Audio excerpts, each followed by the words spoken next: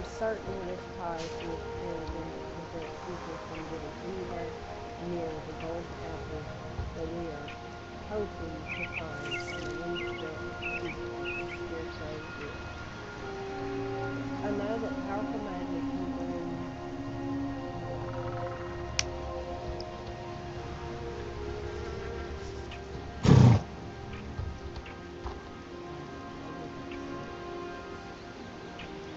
maybe let's try this again. No. It is powerful magic things brought the scarecrow to life, and it seems like they are still under the control of their maker. I'm certain it is Kai who has created them to prevent people from getting anywhere near the golden apples that we are hoping to find in the windshield future, the scarecrow is. I know that powerful magic can bring the scarecrow to life, but we haven't seen power like that since we got a fragment of Avery's light a long time ago. You never heard of that? No. When Avery first stepped onto the island of Jordan, right after the island was founded, Aiden had a strong light in her hand, which brought life and light to this dead rock of an island. The light had a strong magical power and was filled with an unprecedented amount of warmth and kindness. Over the years, they have found fragments of this light and it has been used and lost in different ways throughout history. I'm sure even a tiny speck of the light will be enough to break the dark magic that has brought the scarecrow to life. Olmam. They say that John Jaw was buried with such a fragment of light in his tomb. It is perhaps one of the few stories I know about the light that might actually be true.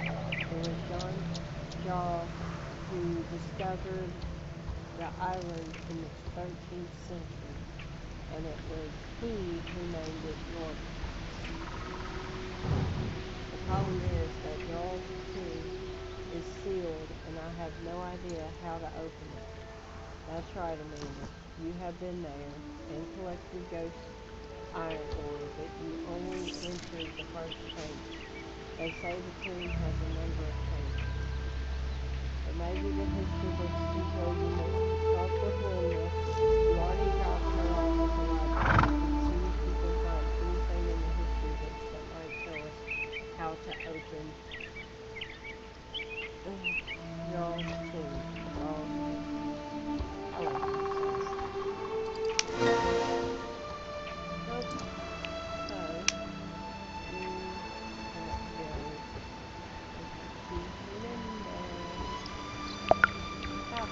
Can't go to the window.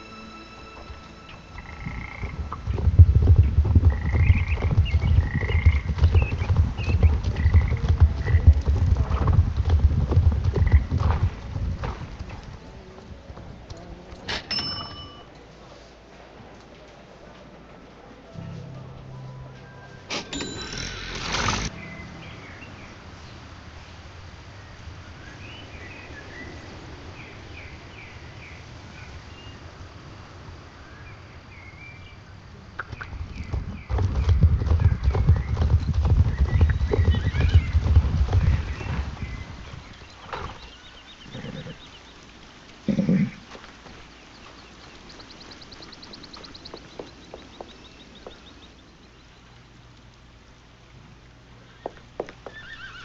Oh, oh, she was over here.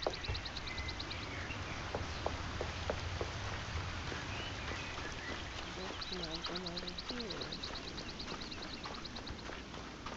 Hello? That's okay, Melissa. You have everything in here. I dropped her off at the library.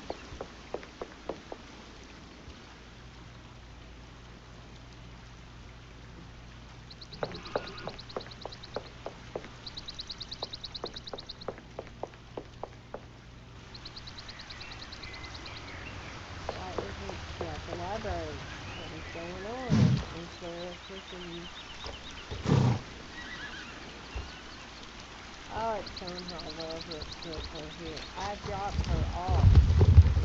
My last video, it shows where I dropped her off.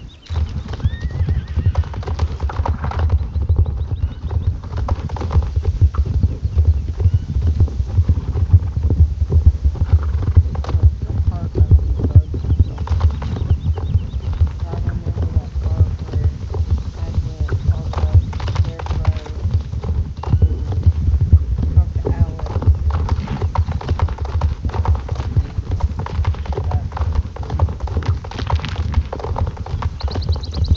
go all the way over here. Oh goodness.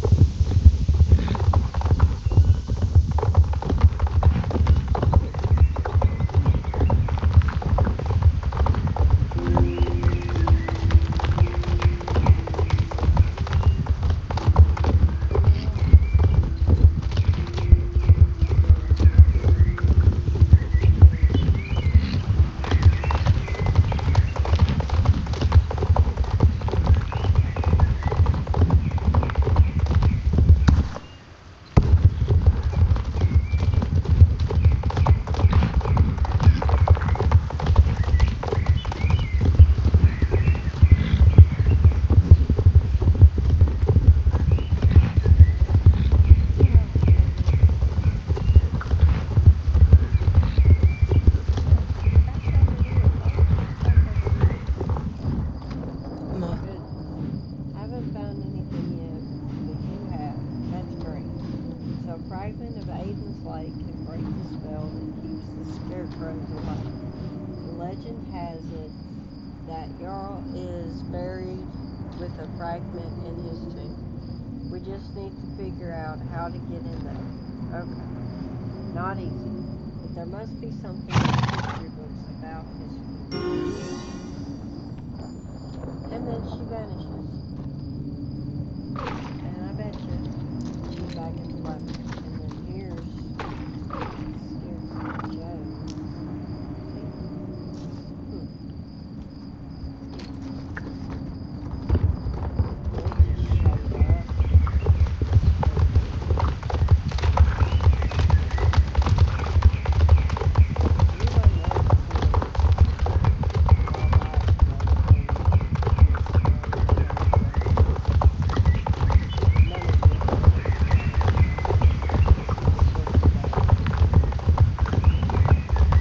None of you have noticed him in the books about his funeral.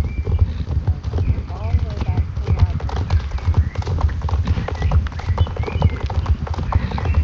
Anybody else have any puzzles with that part? I have to look at my answers and stuff.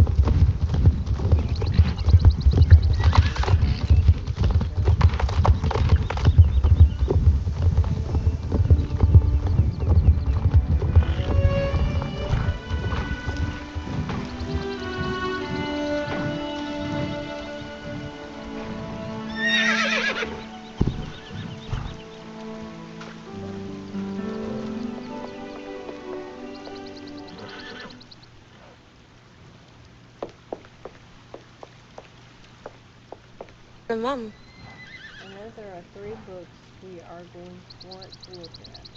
Nick Stoneground's travel diary always has great information about things here on York. I think it's volume 12 we need. Then we need a history book about Jarl's funeral, and maybe a book about his life here on York. Help me find the books about our local hero, John Jarl. They should be somewhere here in the library.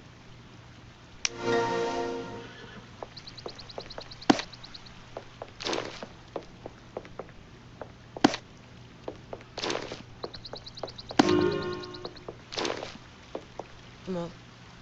These are the most important books at the ex. Una mo. Help me read these books. I think we might find something No. here. Read the books and try to find something. I give up.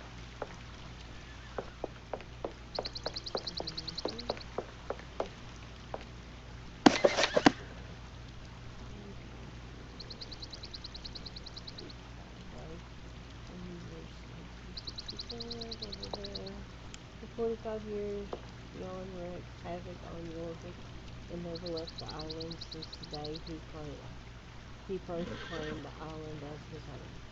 He fought hard for many years but was viewed as a fair and popular ruler. He tried hard to unite the many small kingdoms that emerged on the island.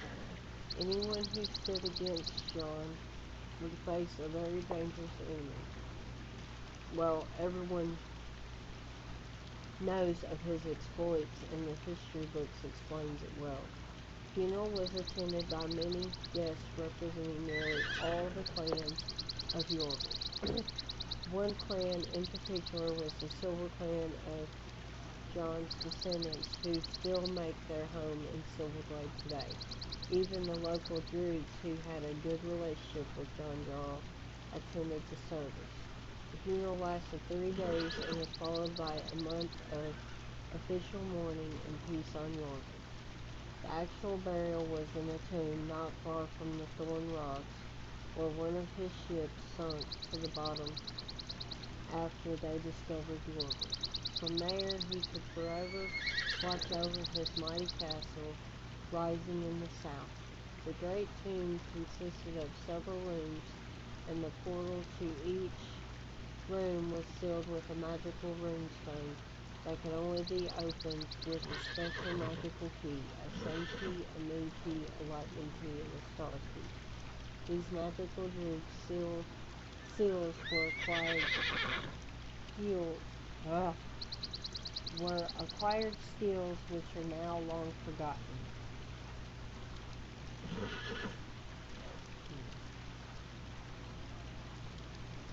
Mo. You read the books and try to find something. Okay. Excerpt from Nick Stonegren's Travel Log, 1989, Volume 12.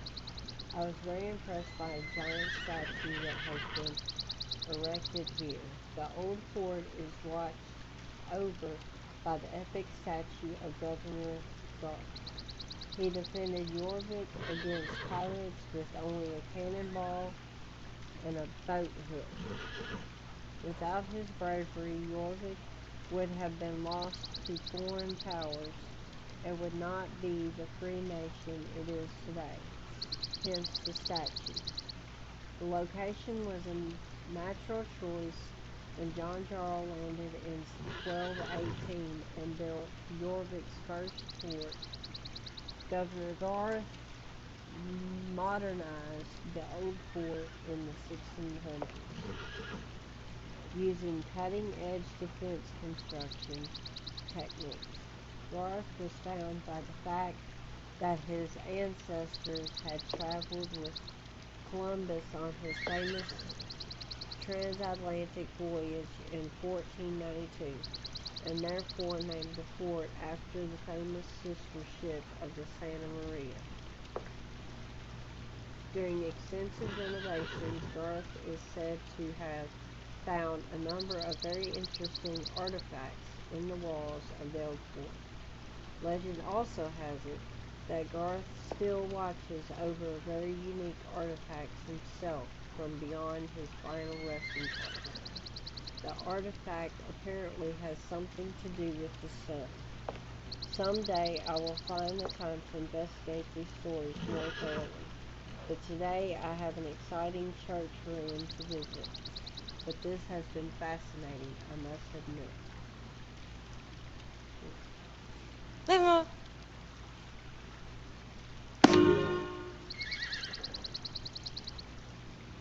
It was the year of our Lord 1218.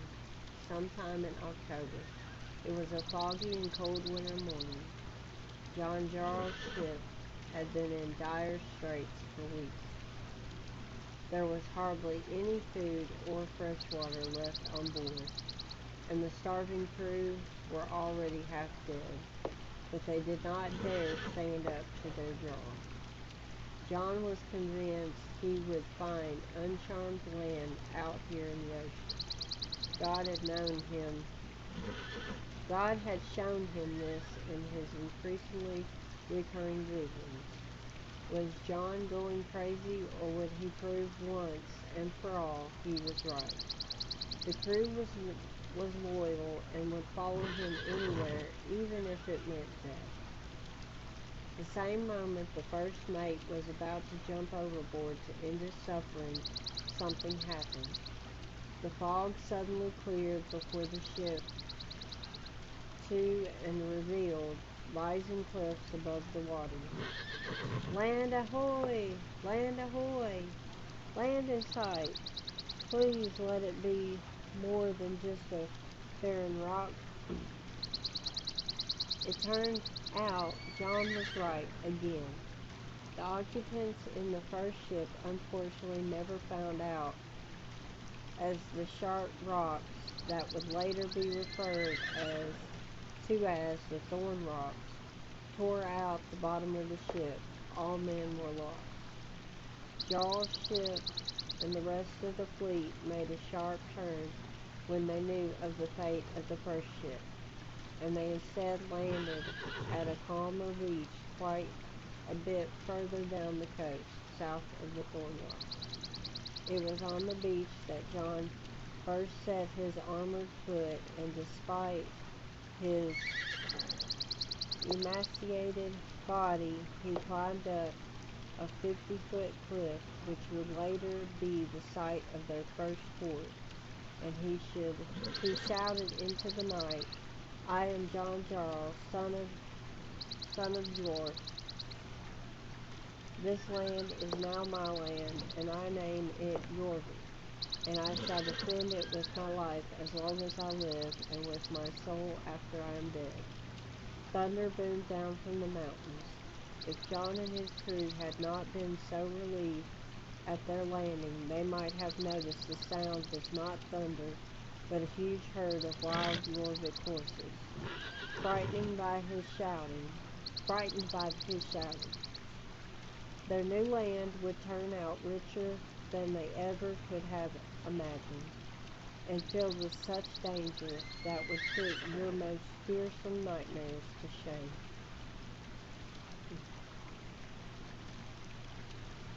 Do Mom. you see this? I think we're on to something.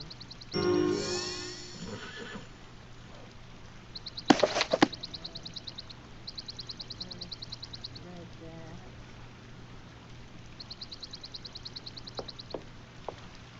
Okay, let me get this. See if Ah, no. I don't want to do that. Well, I guess I'm gonna have to do it when I'm not.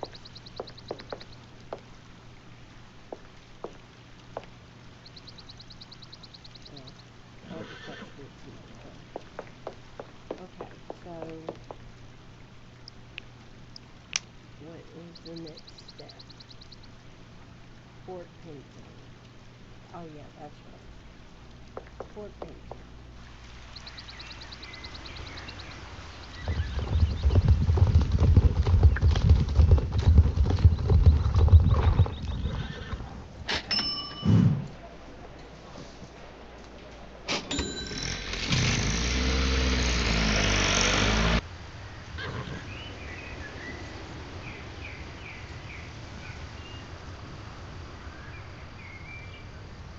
Okay.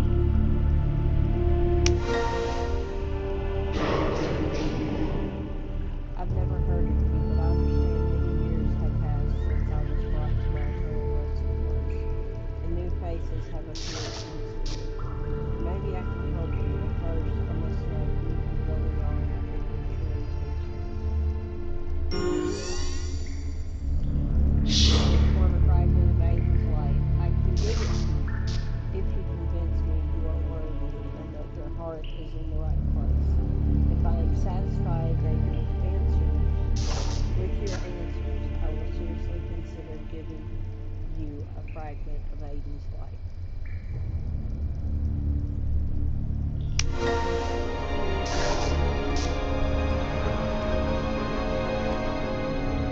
LOL.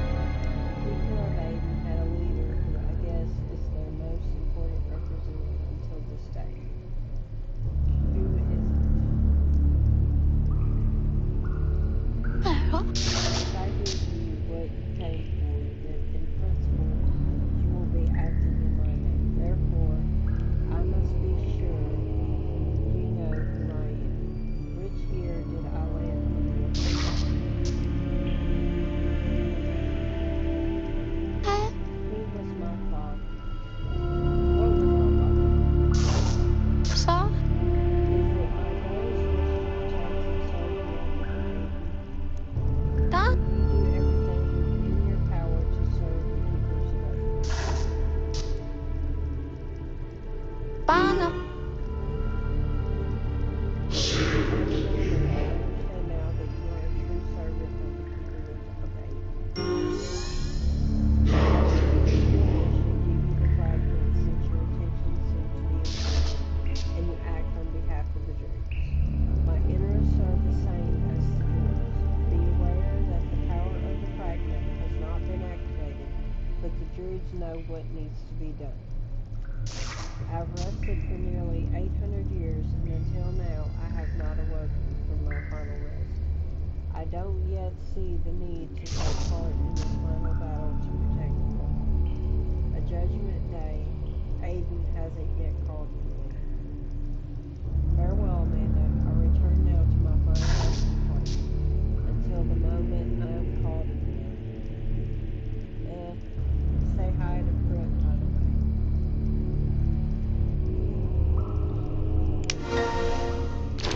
So,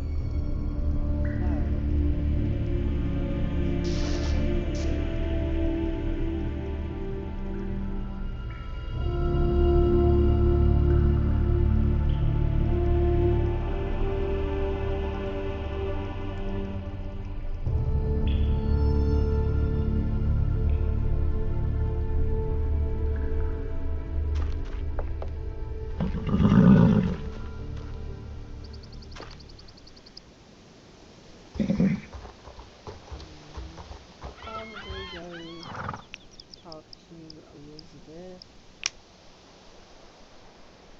Yep, ride with Fragment too. I think I think I know Dale.